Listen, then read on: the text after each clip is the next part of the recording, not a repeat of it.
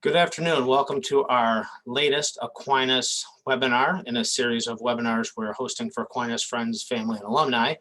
Our presentation today is one I'm very excited about in terms of wills and estate planning. One of the things I do here, I'm Jay Polston, class of 90, and one of the things I do here at Aquinas is working with our alumni, family, and friends on their planned gifts.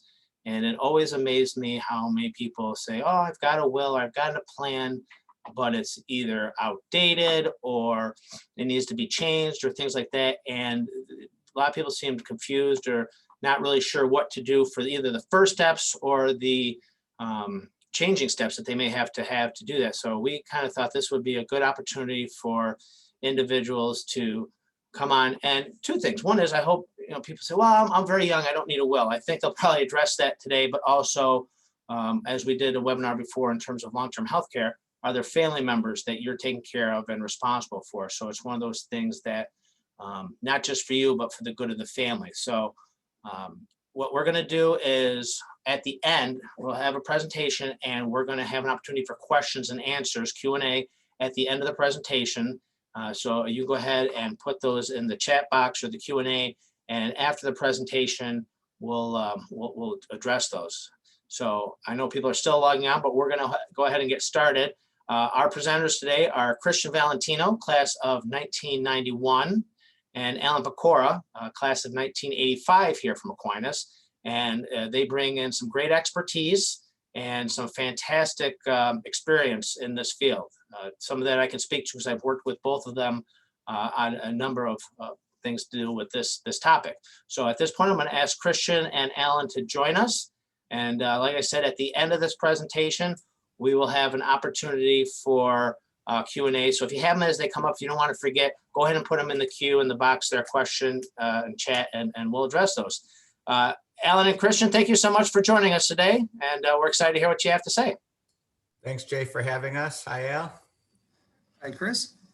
What we're going to do is we put together a SharePoint presentation. So I am going to share my screen, and Al and I will get through a lot of the topic areas rather quickly because we have an hour and we definitely want some time for questions. So we anticipate providing a lot of general information today. You have to remember that when it comes to wills and estate planning, it is very, very fact specific. Everyone is in a different everyone has a different set of circumstances that may need to be addressed based on age, married, not married, second marriages, how many children, where they are in life, the amount of your wealth, things like that. So today is supposed to be for us to provide some very general information.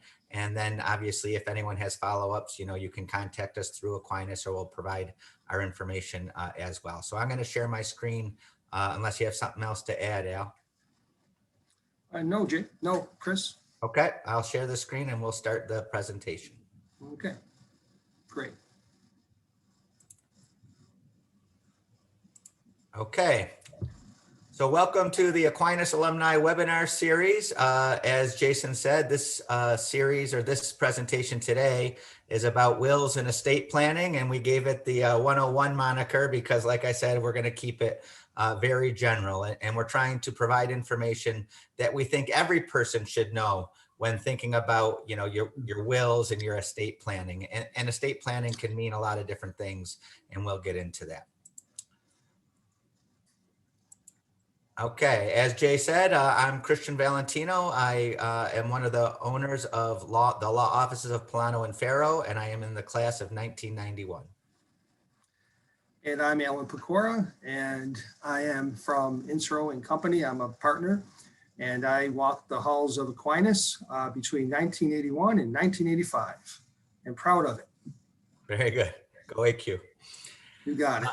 So like we talked about, estate planning is generally the process of planning for the accumulation, preservation, management, and transition or distribution of assets.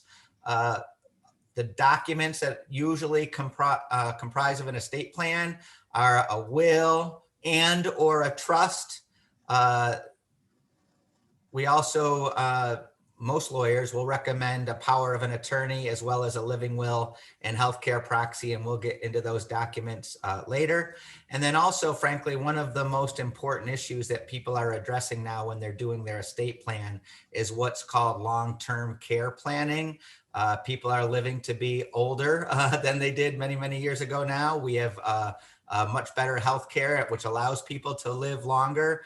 And depending on people's family situations and health and medical issues, they might find themselves in the need of going to a nursing home or a skilled nursing facility. And this long-term care plan helps families address the significant cost of skilled nursing. So the most important thing when thinking about, what do I need for an estate plan is what are your specific objectives? And again, everyone has different ones. Some people worry about, taking care of their spouse or children. Other people want to maybe give more money, some money or all their money to charities. I mean, everybody's different. So, a couple of things that we look at is depending on your situation, should you be using a will or a living trust? And again, we'll get into that in a little bit. Or maybe both. There are times when you could use both. A lot of people say, oh, I don't have enough money to have a trust. There are so many different trusts out there, and you don't need to have a lot of money and still gain significant benefits by using certain trusts. And we'll get into that in a second. Another thing that you should understand and know when you're meeting with someone like Al or me is who do you want to distribute your money to? Whether it's $50,000 or $50 million, you're going to have to tell us what's going to happen to your money, when you pass away. There are limits as to what you can do. They say you can't sort of rule from the grave for too long. So eventually you're going to have to distribute your wealth to whoever you want to receive that money. How do you want to have the wealth distributed? Outright, like at the time of your death? Do you want to draw it out a little bit, if you have younger children? I know what I would have done with $50,000 at 21 years old. So maybe, if money was left to me, maybe my parents would do something where I would get a little bit of money at 25, a little bit of money at 30, and the rest at 35 or something like that. Who will serve as your fiduciary? Fiduciary is a general term where you're acting for the benefit of somebody else, basically. So who is going to gather your assets at the time of your death and administer your estate? Who is going to be your trustee if you establish a trust for beneficiaries? Who is going to be your attorney in fact through a power of attorney? Who's going to be your healthcare agent when someone needs to make medical decisions on your behalf before you've passed away, if you're unable to do so? Things like that. Okay. Again, when do you wish to give the assets to the beneficiaries? Are estate taxes a concern? And Al's going to talk a lot about that later. Given our current levels, which Al will talk about, that's not a big concern for people, but that might change. As 10, 15 years ago, frankly, it was a concern for a lot of people. But because of the rising exemption, people have now focused more on trying to make sure they preserve assets from, the cost of skilled nursing facilities. And then again, how do you protect assets from long-term care costs, which I just talked about. So that's sort of generally what we'll be talking about today, and getting into some more specifics. Okay. The last will and testament. Everyone has heard of a last will and testament, right? So this is the document that directs who inherits the estate assets. I've had so many people call me and say, well, I've written something out at home and I've signed it. Is that good enough? Or, hey, I've told my family what I want done when I die. Is that good enough? I've told my lawyer and my accountant what I want done. Is that good enough? The answer to all those questions is no. New York State, and again, I should preface this, I'm an attorney in New York State, so all of what we're talking about today is under New York State law. I would imagine that the laws in other states are similar. So if you're watching this from another state, you should connect with an attorney and an accountant in that state. But a lot of this general information will be very similar, if not identical. So you need to execute a last will and testament and do it in accordance with the laws of New York State. And there's a specific process for that. So this will, once signed, directs and tells everybody what you want done with your assets, your probate assets at the time of your death. And we'll get into probate versus non-probate assets in a little bit. This document also can appoint very important fiduciaries, the executor, the trustee, and guardians of any minor children. I'll talk about that one first. A lot of people ask me, when should I, first have a will? I don't have any money. I just got out of college, things like that. And I usually tell them, as soon as you have a child, you probably want, at a minimum, you definitely want a last will and testament in place. Most parents identify within their will who the guardian of their minor children will be. I will say that that is not binding on the court because the court, when it comes to children, will always apply what's called the best interest of the child threshold.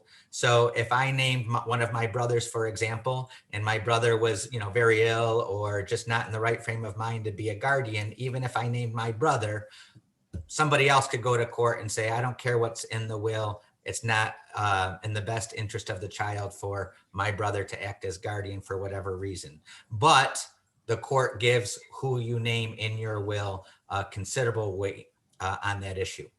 Also, executor trustee. These people can be the same individual, but they would just sort of wear different hats.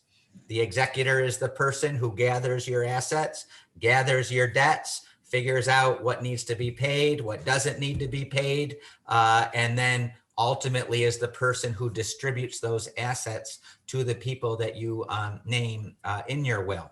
A trustee is a person who manages a trust. There can be what's called a living trust, which is a trust you create while you're alive, or a testamentary trust, which is a trust that's not created until your will is admitted by the courts as a valid last will and testament, right? So you can have the same person. So let's say my brother is the executor and my brother is also the trustee of the testamentary trust in my will.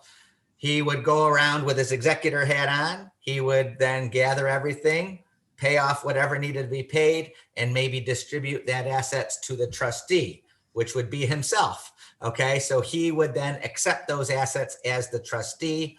The trust would have its own, tax identification number, and those assets would be put into an account under the trust name, not my brother's individual name. It's actually owned. The assets are owned by the trust, but managed by the trustee, who has a fiduciary duty to do what I ask them to do in my will or the trust.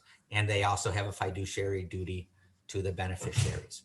And I know I'm talking fast, but we have a lot to get through. So I hope I'm being clear and not skipping over anything. And Al, I know you've got your portion, but if you want to chime in, just sort of chime in when you want. Okay. All right. We talked a little bit about wills. Now we're talking about trusts. As I mentioned, there are living trusts and testamentary trusts. And all that means is when does it create it or how does it get created? I can create a trust right now if I signed a document that says I want a supplemental needs trust for my son or something. That's called a living trust, okay? If I don't need to create a trust today, in my will, I could create a living trust for my son that does not get created until I've passed away and that will is admitted to probate. That's the only difference between living or testamentary trust. Revocable or irrevocable. I'm sure people have heard this. This is a very, very, very important distinction in terms of trust. A revocable trust is a trust that you can create and you are the grantor of that trust, right? But it's also a trust that you as a grantor can dissolve and change at your will pretty much.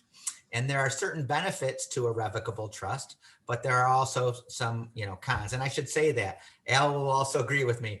For any type of estate plan, any type of trust, any type of will, there are pros and there are cons, okay?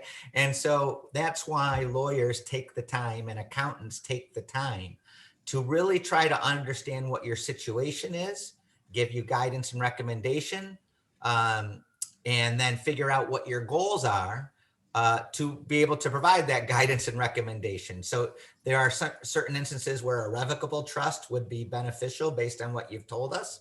And sometimes you would need an irrevocable trust because those types of trusts have certain benefits built in as well. So an irrevocable trust, once you've created it, you cannot uncreate it or dissolve it. There are sometimes ways to dissolve it by the trustees and or the beneficiaries. And one important thing is sometimes you can use an irrevocable trust that ultimately you put in there who gets the money later, okay? As long as the trust allows for what's called a power of appointment, you can change who gets the money at the end. And think about it, it's practical. Let's say that I name my children to receive, the money ultimately in an irrevocable trust. And then let's say one of my children decides, I'm not going to be nice to dad anymore, and I'm going to move away, and I'm going to try to take some of his money or whatever it is, or just act in a way, or maybe they become, they win the lottery and become multimillionaires and they don't really need the money, but my other child does. Through a power of appointment, I can still change who receives that money. So it's irrevocable in terms of it will always be there, but it might not be irrevocable in terms of I can still make some modifications. Okay. All right. What information is needed for a will in our trust? So when you go see the attorney or the accountant, what types of information should you bring with you, or at least have a general, if not more specific knowledge of? Number one is your family and your personal information. A lot of people are going to leave assets to their family, so having that information is certainly helpful. Another reason why it's helpful is attorneys need to evaluate somebody when they're going through this process, and more importantly, when they ultimately sign the document, to be able to testify possibly later to a court that when you signed the document and you made these decisions, you were of sound mind and memory, and you had the requisite testamentary capacity, that's what it's called, to execute a will, or you had the requisite contractual capacity to sign a trust, okay? So you need some information to demonstrate that. A list of assets and how they are owned. This is very important both for the process, but also in terms of, what you're going to distribute. But also it helps, the accountant and the attorney provide recommendations in terms of how complicated do you want to get in your estate plan. The wealthier people are, sometimes the more vehicles they should be using to get, tax benefits or to give to charities. And, and again, Al's going to talk about more about that in a second, but you should certainly have a general understanding of your assets when you meet with the attorney on the front end. And if you're going to get into more detailed planning, then you would certainly need to have a specific list of the assets. I think this is also a good time to talk quickly about probate and non-probate assets. Probate assets are any assets that would pass through a will, typically a house, the furniture, your car, a bank account with only your name on it. Non-probate assets are assets that would pass outside of the will, outside of the probate process, right? And that usually is life insurance. There's a beneficiary designation. Certain retirement accounts, there's a beneficiary designation. A joint account, as long as the account demonstrates that you want this person to receive the money when you pass, a joint account will pass as a matter of law. If you own your property as husband and wife or as joint tenants with the right of survivorship, as soon as one dies, the other becomes the owner of the house. So there's assets that are probate assets and non-probate assets. Both the attorneys and the accountants need to know about both, even though, they might not be dealt with at the same way, I should say. Okay. To whom you want to receive these assets and when, and then also who are the people that are going to effectuate this plan. It's usually family members or trusted friends. Sometimes people will get banks involved or financial advisors or accountants involved as fiduciaries, but usually the professionals, they want a family member as one of the fiduciaries or an individual, I should say, or a close friend. Okay. Types of assets. See, I got ahead of myself a little bit, but probate assets and non-probate assets, that's what we just talked about. Generally, in today's day and age, a decedent usually has both because of IRAs and 401ks and life insurance. And then sometimes, you know, people don't understand that you might have to change a beneficiary designation depending on what your plan is, and your attorney and your accountant should, and financial advisor should all be talking to you about things like that. Okay.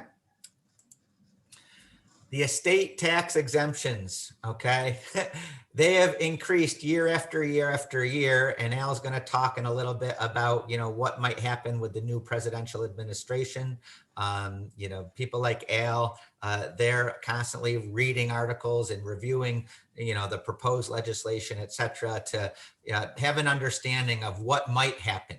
The lawyers, when you're doing your estate plan, says, what is the law now?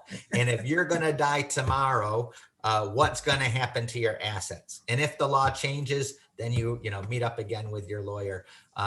You know, the accountants, they certainly are always looking ahead. They still plan for now, but they're also looking ahead as to what might change and you know, what risks and benefits you might have by employing certain things. So, and Al's going to talk about that in a second. But as you can see, a very, very large percentage of our population currently does not have to deal with any estate tax issues. But when you do have to, it is extremely important to get people like Al, you know, and people at my law firm and me involved in your estate plan, so that you can avoid what could be either avoid or help reduce what could be a significant tax liability to your family. Okay. All right. When my office, and most lawyers, I believe, have a client in front of them that are talking about their estate plan and what to do with a will or a trust, we also highly recommend signing a power of attorney document and a living will and healthcare proxy document. The power of attorney and the living will and healthcare proxy document, they are called living documents because they are applicable when you're alive. They are important when you're alive. Okay. It essentially is appointing somebody to act on your behalf, and they have to do so either at your direction or in your best interest. Okay. The power of attorney permits someone to handle most of your legal and financial transactions. It's a very powerful document. It serves many practical functions.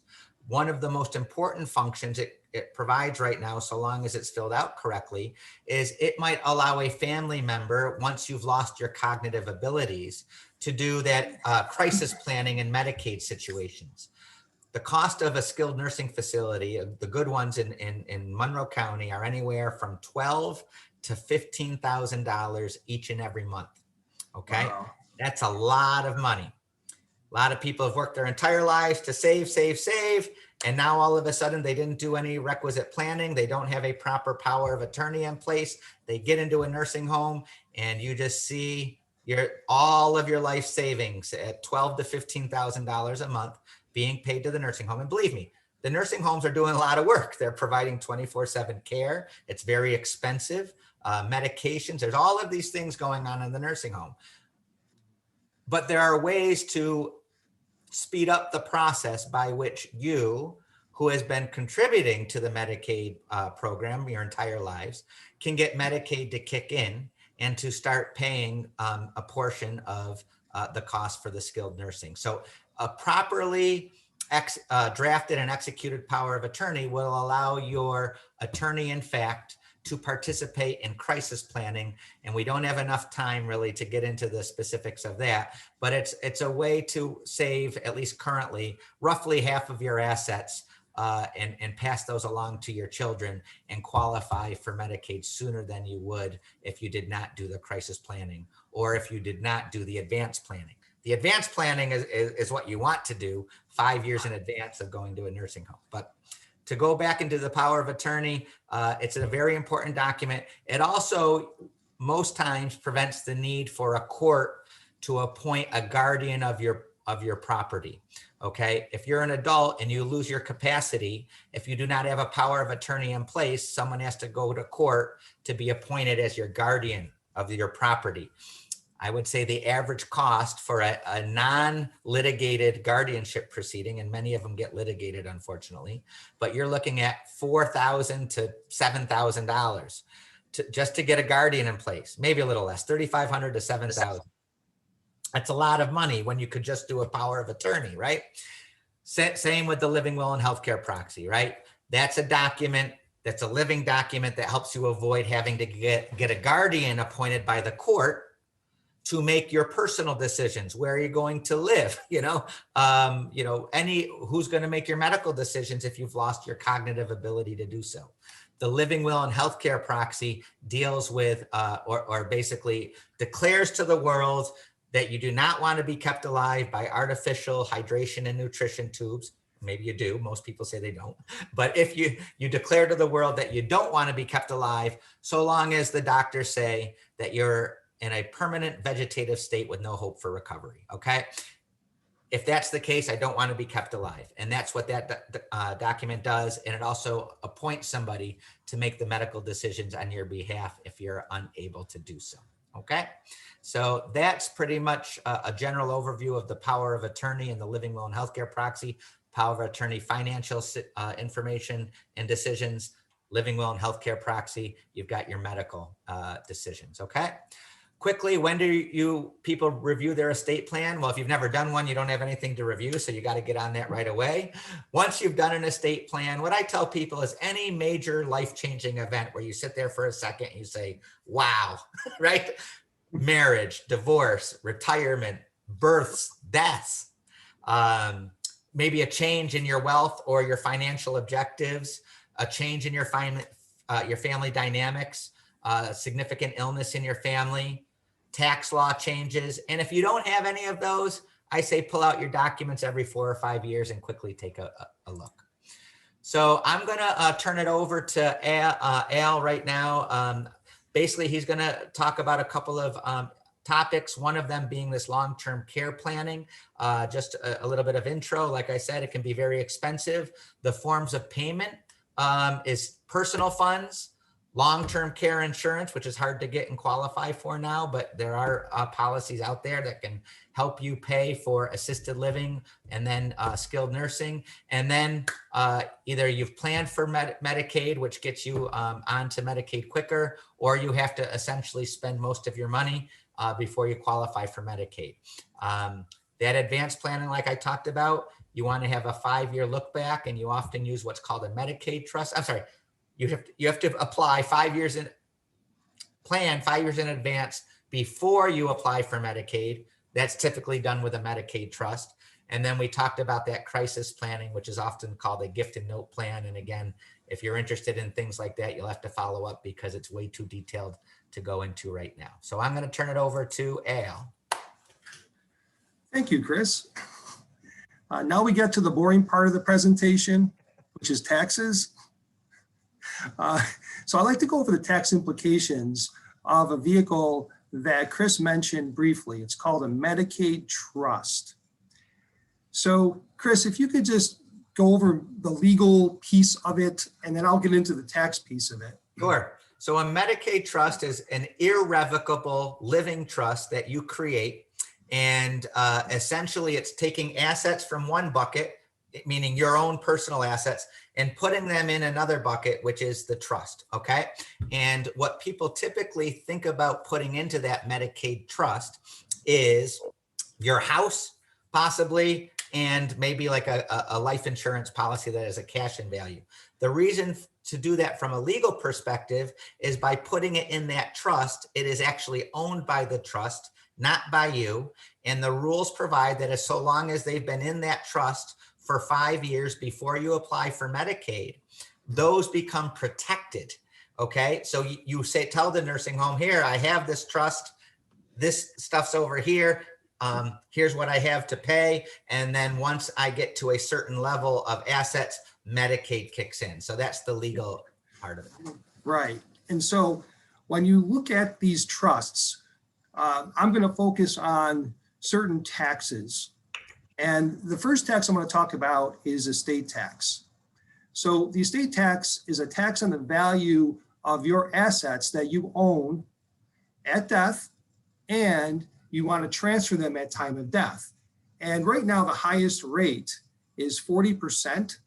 So the tax bill could be very substantial, but the good news is that not many people pay estate tax, like Chris said. And that is because we have this high lifetime exclusion amount of 11.7 million. So it basically means that if you have 11.7 million of wealth, you may not have to pay a dime of federal estate tax. So the way this works with these trusts is that the trust owns the assets. So you're thinking, okay, the trust owns the assets, not the person who put the assets into the trust. However, the problem is the assets in the trust get pulled into the estate for estate tax purposes. And this is because the grantor retains the right to income for these trusts and also retains the right to use the property. So by doing this, the fair market value of the assets at time of death get pulled into the estate. And the IRS has code sections that basically say, if the grantor retains these rights and powers, these assets are pulled into the estate.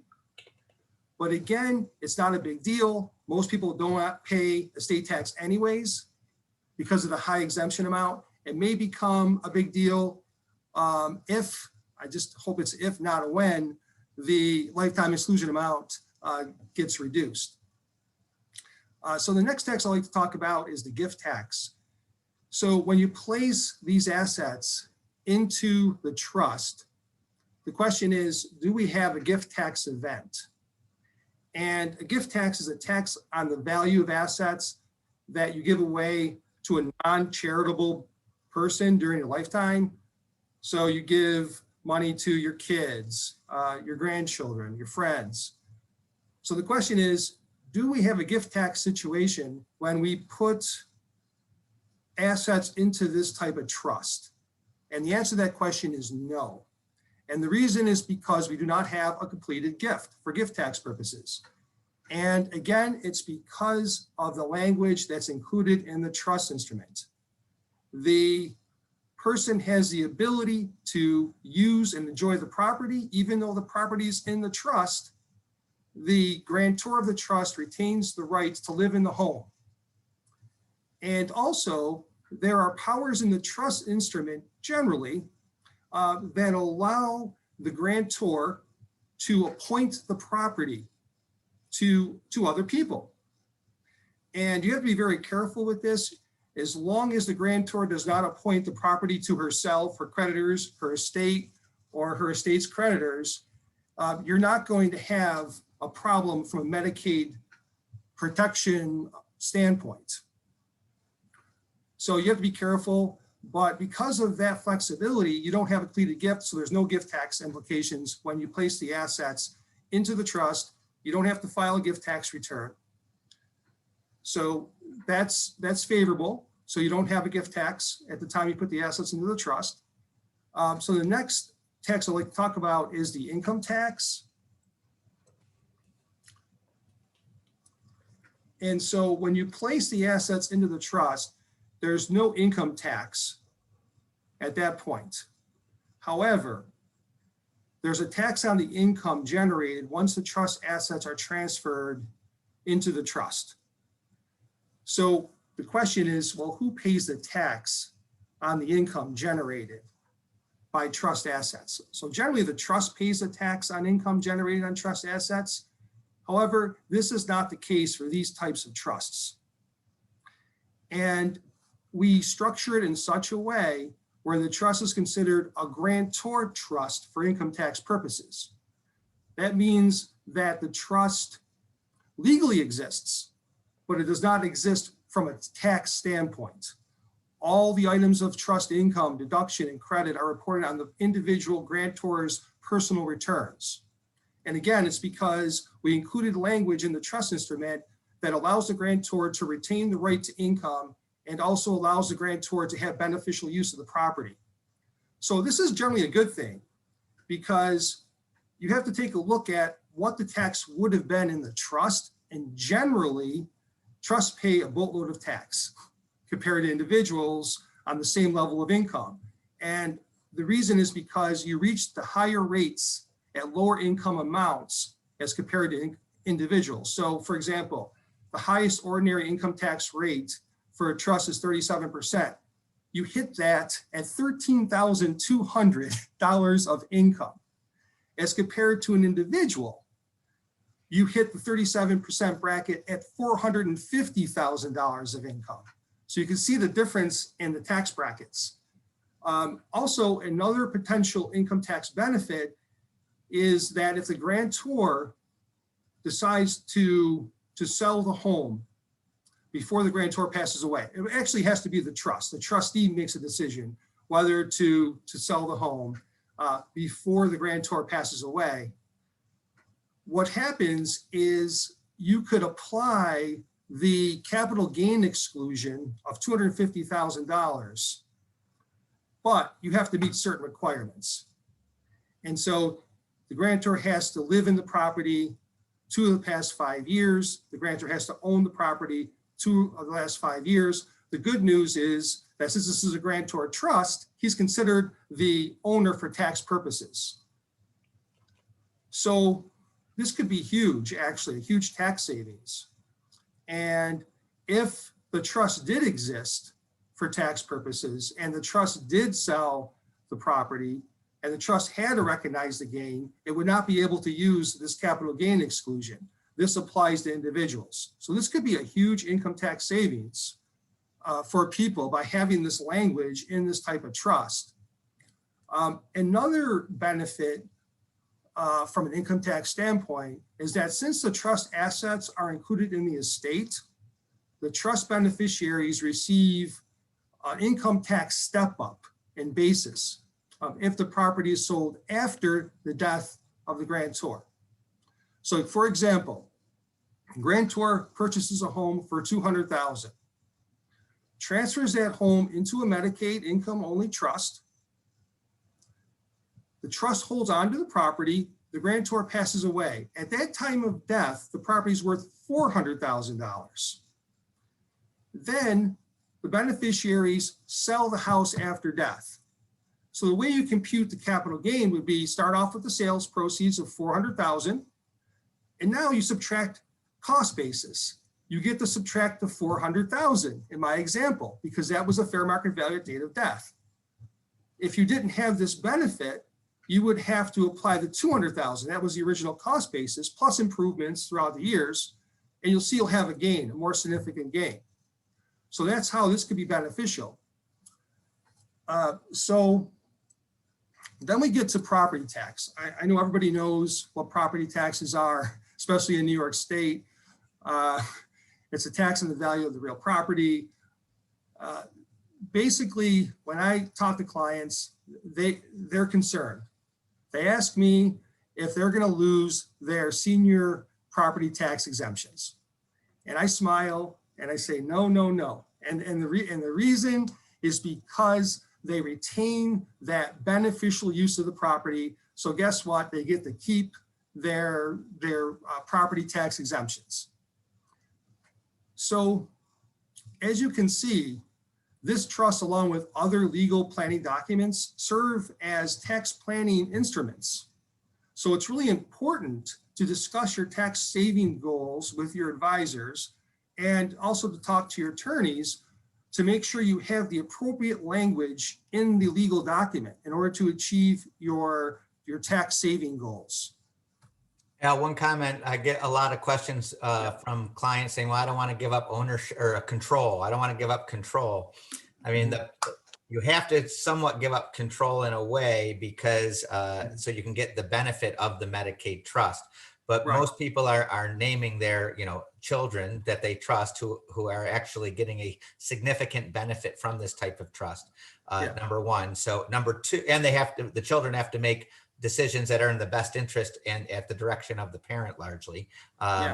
So that's usually helps. The other issue too, though, is, you know, the most common asset, like I think I said, you transfer in, is your house. We live in our house. We don't live off our house. So, right, you're not using your house to pay for things day to day. So it's a very safe type of asset to put into the trust, because you're not relying on those finances to help you get through day to day. So it's a very clean way to protect a very significant asset.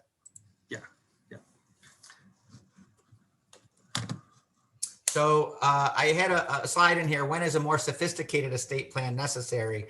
If you have a high net worth, long-term care planning considerations, multiple marriages, not at the same time. So previous multiple marriages, disabled children or beneficiaries, probate avoidance.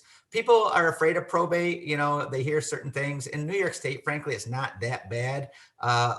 We usually recommend avoiding probate if you are extremely private or have an extreme amount of wealth and you just don't want people to know it, because anything you file in the surrogates court can be accessed by the public. Another reason, frankly, to use probate avoidance is if you anticipate litigation in your family. Sometimes going through a trust rather than an estate makes it easier to avoid litigation. Or let's say you have a family member that you would have to serve with notice and you haven't seen them from years. They've sort of disappeared from your life. You know, that causes problems as well. So maybe avoiding probate through a trust is beneficial. And then also, if you own real property in more than one state, sometimes you want to avoid probate. Charitable giving, which we're going to talk about a little bit, thinking of giving to Aquinas or any other charity, but Aquinas for sure. Think about that as part of your estate plan. Out-of-state clients sometimes have a sophisticated estate plan because they've got if they have assets in multiple states, and that's a reason to get deeper into some of your estate plan methods. Okay. Ways to be charitable in your estate plan. Here's an example of a charity you might want to give to, is Aquinas, right? And Jay Polston did not pay us to say that. I'm wearing my Aquinas shirt today. Both Al and I are very proud of being graduates. So if think about giving to Aquinas currently and or in your estate plan. And then Al's going to talk a little bit more about charitable gifting. Yeah. So a lot of people, when they think about charitable gifting, they think about actually making that payment directly to the charity. And that's all fine and dandy. People do that. They either write checks, or what's very common is to make donations of appreciated stocks to charities. And by doing that, you are avoiding recognizing a capital gain and paying tax on a capital gain. So let's say, for example, it's going to use low numbers, $10 you spend on a stock, it goes up to $30. So if you were to sell it, you would have a $20 capital gain. However, if you give it to a charity, you don't have a gain. So a lot of people like that. So you get a charitable deduction in the year that you make the payment to the charity. So when you fill out your tax return, you could take a charitable deduction, unless you don't itemize your deductions. It gets very complicated, but we can talk about that later on how you could utilize the deductibility of charitable deductions. So from an estate planning standpoint, you're removing it outside of your estate. You're getting the appreciation of it outside your estate. So it is a very popular technique. However, with today's environment, a lot of people like to make one big lump sum payment. And I've seen them do it through making donations to a community foundation. And what happens is you give the money to the community foundation, such as the Rochester Area Community Foundation, for example. You take a tax deduction in that year. Generally, it's large. So you don't have to worry about itemizing, because you're going to itemize. It's higher, way higher than the standard deduction of $24,000 if you're married. So that's what you're trying to do. You're trying to time your charitable contributions so you could get the most out of them from a tax standpoint. Again, I'm just talking because I'm looking through things through my tax goggles. That's how I've been trained. So from a tax standpoint, it makes perfect sense to make some large gifts. Some people, they make large gifts one year and then they make large gifts they skip a year and make large gifts another year. So they're skipping years in order to maximize charitable deduction planning from an income tax standpoint. What's beautiful about these particular funds, they're basically donor advised funds. So once you make the contribution to the community foundation, they do not have to make a distribution to a charity that year. It's up to you what you want them to do. And you can pick the charities that you want them to distribute the funds to. So you have some control. So this is a popular estate planning technique, again, because you're removing what you're giving away to the charity from your estate, from an estate tax standpoint. Some people don't want to go through community foundations. So I know that some investment custodians have these donor advised funds like Fidelity, for example, and you get the same benefit as you would if you give the donation to the community foundation.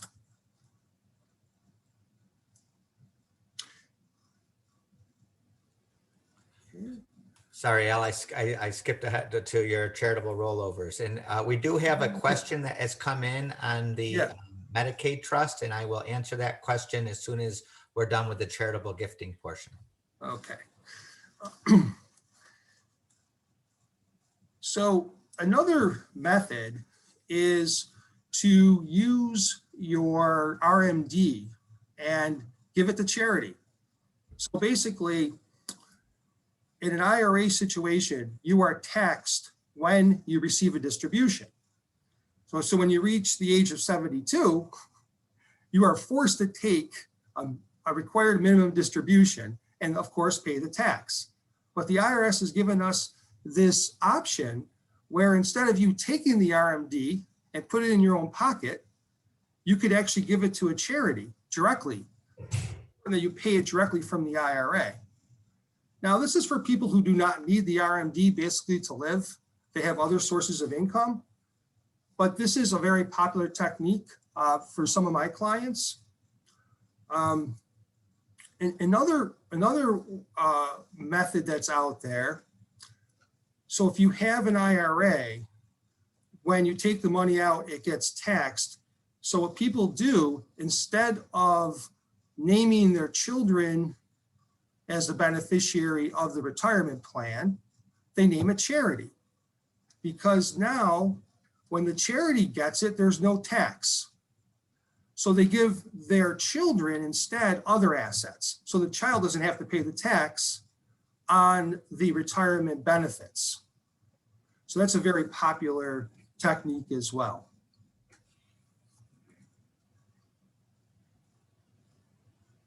Okay.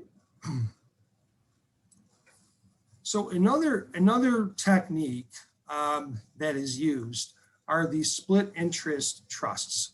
So you set up these trusts. Generally, I see these trusts being set up during the person's lifetime, during the grantor's lifetime.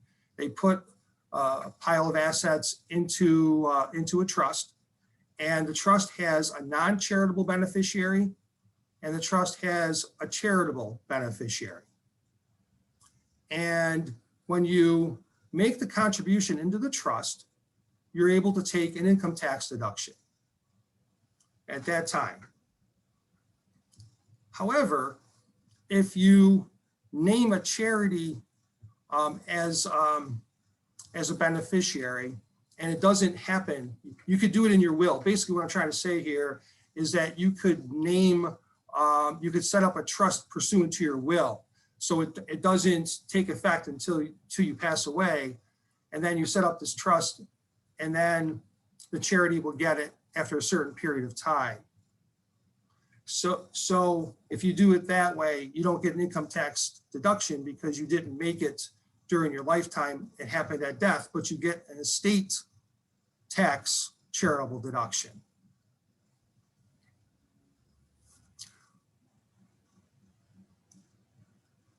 Okay, so these particular trusts could be remainder trusts, or they could be lead trusts. And the way it works is if it's a remainder trust, you place the assets into the trust and you name a non-charitable beneficiary to get an income payment. And that non-charitable beneficiary could be you. So if you don't want to give up total control of the assets and you still need some income to live on, you could put the asset into the trust and then you could get an income stream. Or what you could do is name a loved one to receive that income stream for a period of time. And then when the trust terminates, it goes to the charity. That's what a remainder trust is. A lead trust is flip-flop. So a lead trust, what happens is the income bucket, the annuity payment goes to the charity first for a period of time. And then after the trust terminates, then it goes to a non-charitable beneficiary, which could be your loved one, or kids, grandchildren. So annuity trusts are either remainder trusts or lead trusts. So what I mean by that is you're trying to base your payment of income could be based on a fixed payment.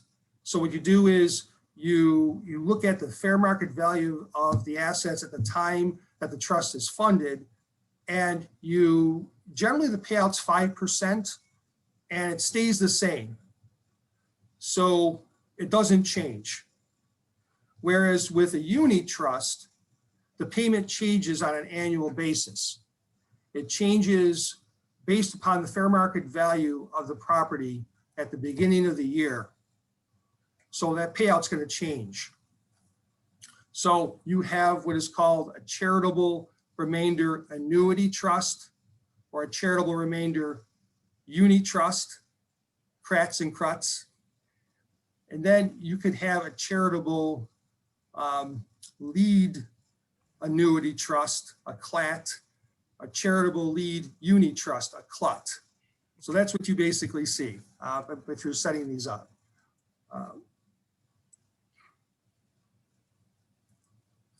Okay, so when you fund these trusts, you have to figure out, well, how much really is going to the charity? So you have to use actuarial tables to figure that piece out.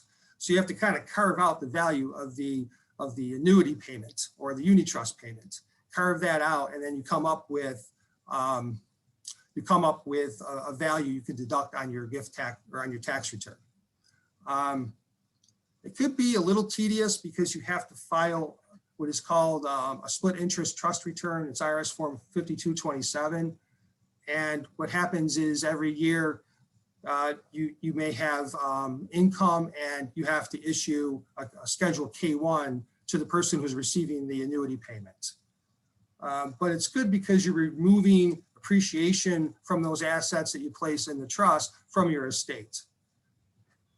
And you also get gift and estate tax deductions. It depends when the property, how the trust is created. So if the trust is created during your lifetime, you would get a gift tax deduction. If the trust is created pursuant to the will, you would get an estate tax deduction. Okay, before we go into the next topic, and I think we've got about 7 more minutes, we did have a question. The question was going back to the Medicaid trust. What if you have this type of trust and you plan on selling your house? The trust owns it, right? So you're absolutely right. The trust does own the house. However, this is a common question we get. So let's say you have a house that's, a 4-bedroom house because you raised your children in it and it's worth, $400,000. And it's in that trust, and you've had that Medicaid trust, 5-6 years, whatever it is, and you decide we need to downsize. Okay, well, you call your trustees, usually your children, and you say, hey, look, we want to downsize. Now, once this Medicaid trust, you can get income out of it, but you can't get principal. So let's say the children say, okay, you want to downsize. The trust then sells the house. Okay. They get the $400,000, that $400,000 goes back into the trust, right? Because you have to keep the principal in the trust. Then let's say you downsize and you go buy a house right next to your kid so you can see your grandchildren, and it's like a ranch of some sort and maybe a smaller house, and it only costs you $250,000, okay? The trust buys the house, so the trust owns that new house. So now the trust, instead of having a $400,000 house, has a $250,000 house and if my math is correct, is $150,000 in cash, right? So then the trustee calls a financial advisor and says, we need to invest this $150,000 in cash to create an income stream or for growth, depending on what's necessary. And therefore you have not done anything to violate the trust terms. You still get those benefits, and the trust frankly still owns what it used to own, $400,000, right? Just in a different vehicle. So that's hopefully answered your question. Go ahead, Al. Yeah, I was going to say also, Chris, from a tax standpoint, most likely there wouldn't be a gain because the tax would take place on the personal income tax return because of the type of trust it is. So that's the beauty of it. You're not paying any capital gains tax. Perfect. For the most part. So we'll spend the last few minutes. Al's going to tell a little bit about, some anticipated changes given the new administration. And if you can run through these somewhat quickly to see if we have any other questions coming in. Yeah, I'll try to run through these very quick. Okay, so so the first change I'm talking about here applies to estate. So as we talked about before, the exemption amount right now is currently $11.7 million. It's scheduled to go down to $5 million plus some minor adjustments for inflation on January 1st, 2026. So we know the exemption is going to go down. We know it's going to go down definitely January 1st, 2026. However, because of the new administration, there's a possibility that this reduction could take place sooner. And the reduction could be even more severe. It can go down to 3.5 million. So basically you're looking at an $8 million difference. And just really roughly, you calculate, okay, the estate tax is at 40%. So 40% on 8 million, you're looking at $3.2 million of actual tax dollars here. And so basically what we're recommending for our clients is to consider making some large gifts if you have that type of wealth. It all depends. So there's possibility that if you have this wealth, you make the gifts in 2021. However, there always could be retroactive tax law, but most professionals are not anticipated in this area. We've never seen this happen in the estate and gift tax realm before. So that's why we're advising clients to really think about making gifts this year. Another change is that they want to bump up the tax rate from 40% to 45%. So you think, oh, 5%, but look at the value of your estate. That 5% could be significant. There's also talk that the gift tax lifetime exclusion is going to be reduced to 1 million. So basically what that means is that if throughout your lifetime you make more than $1 million of gifts, then you could be paying a gift tax. And then, let's see here.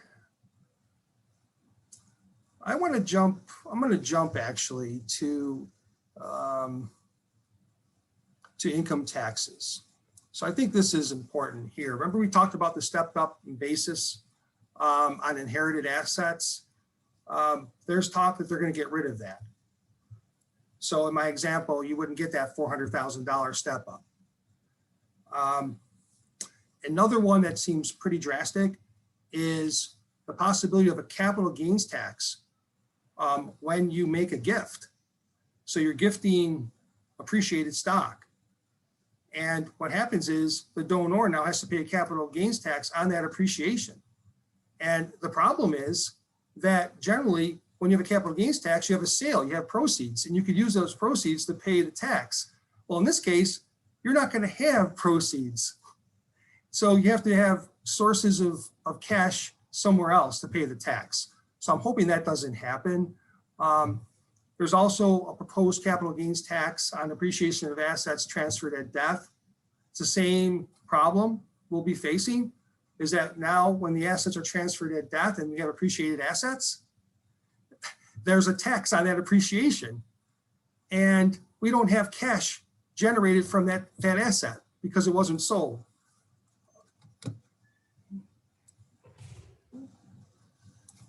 So as an alternate, there's a possibility, I believe people were very concerned about this capital gains tax on unrealized gains. So now the talk is, well, okay, we'll tax gains over 100,000, but it still doesn't alleviate the problem that you don't have cash to pay the tax. Right. And then there's also talk of increasing the long-term capital gains tax rates to 39.6%. So right now, the long-term capital gains tax rate, the highest rate is 20%. So now it can go up to 39.6%. And then there's also a tax on net investment income. So it's an additional tax. So when you have capital gains, you pay the capital gains tax, and you also pay the net investment income tax. So that's a pretty big hike there. I'm not too sure this is all going to happen because of the slim margin we have in the House and the Senate. They may not be able to get the changes through, but still it's something we have to think about, look into our crystal and take some planning steps in order to avoid some surprises in the future from a tax standpoint. Certainly, Al and I could talk probably about, for an hour or more on each individual slide that you guys saw. So our goal was to try to at least touch on the topics and get through a number of them in terms of what is a lawyer looking at, what is an accountant looking at when the client comes to them with their specific situation, sort of what we go through in our minds as to, did we touch every topic to make sure that we're properly caring for our clients and providing appropriate guidance and recommendations. So I hope it didn't feel rushed. I also hope that when I was looking at the Q&A that wasn't covering some of your screen. If it was, I apologize. I just realized I might have done that. But if anyone does have any additional questions, we can certainly answer them. If it's a specific question you have to your own specific situation, you can get out your phone and take a photo of Al's and my contact information. I am sure that we would both be happy to talk to you or your family about any questions you might have about our topics today or on anything else in our appropriate fields, or feel free to call and bug Jay Polston and get our information from him. So thank you guys very much. It's first of all, I tell you, I saw parents on, alumni on, and they're all over the country. I saw Gary was in from California. Bernie is in Chicago. Bob Helgett down outside of Atlanta. So we're getting alum from all over the country watching this right now. So thanks for joining us. This will be edited, I say edited, cleaned up a little bit in terms of the beginning and end, and it will be on the Aquinas YouTube channel. AQ 1902.